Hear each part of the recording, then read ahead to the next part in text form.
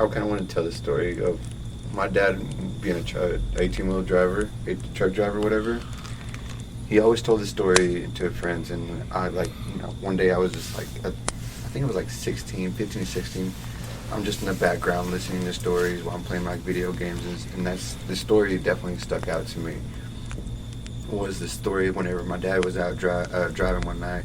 It was close to the Arizona desert, and he had heard different people say, don't ever pick up any hitchhikers. That's the number one rule in 18-wheel driving. Don't ever pick up hitchhikers. And my dad said it was late in the evening. He was driving down the road.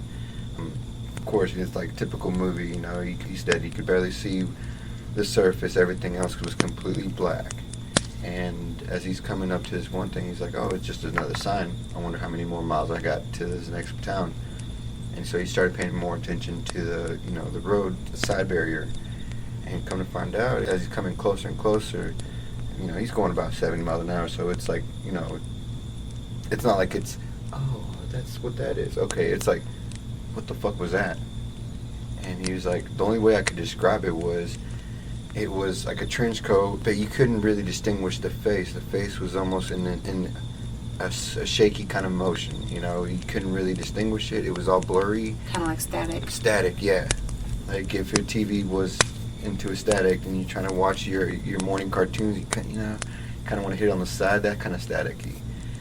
And didn't pay much attention, but he kept on playing in his head that one situation, where he was like, what was that? And he was trying to decipher in his mind like what it actually could have been, or how, the actual appearance. He couldn't figure it out. He kept on driving. He got to a gas station. He said, he's like, fuck, I need to go use the restroom.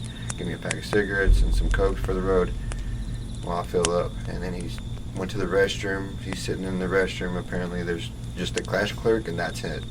And everybody else is passed out. It's that late in the evening. He's in the stall, and then he hears a door open. He's like, hello? It's busy. And he kept on just standing there, frozen pretty much. He could still speak, but nothing else was happening. And then all you hear is getting closer and closer. He looks underneath the stall, and as he's leaning down to the stall, all he sees is hooves, like a goat man or something like that. But these hooves are not small little goats. They're like almost like a horse hoof. He said, as they're getting closer and closer. And he was like, it's busy. Apparently got to the door, knocked on his stall. My dad put his leg up against the door and just held it there, closed his eyes, and he started praying, of course. Typical Hispanic father. He started praying, and he opens his eyes, he looks underneath, and there's no legs. He's like, what the heck? Of course, he wipes really quick, and he's like, I'm getting the fuck out of here. Wipes, goes out there, and he's like, gets his Coke, and the whole time he's shaking. And the cash clerk's like, are you okay? He's like, did you not see that one person that came in? He's like, no one's been in here besides you. He's like, do you not see the guy that came into the stall? Was that you? He's like, I've been sitting here this whole time. And plays him the security thing. And he's like, see, I've been sitting here this whole time. No door was open. There was no evidence of somebody actually coming in or anything like that. It just happened to come into the stall the restroom where he was at. It was like he had kind of like an entity following him, he said. For the rest of the evening, he prayed until he passed out, woke up the next day feeling like, almost like hungover. Like everything was disoriented. He didn't know what to do, where to go.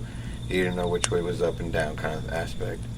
He had to take the whole day off and to recuperate mentally, and then finally came back and he was like, I need to go back to work.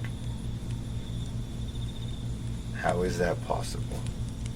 That a person can push their mind, even though he saw something there on the road. Was it an actual entity that followed him into the stall, or was it his mind still playing tricks on him? Because of his, I guess you could call it his deteriorated stage of, not sleeping.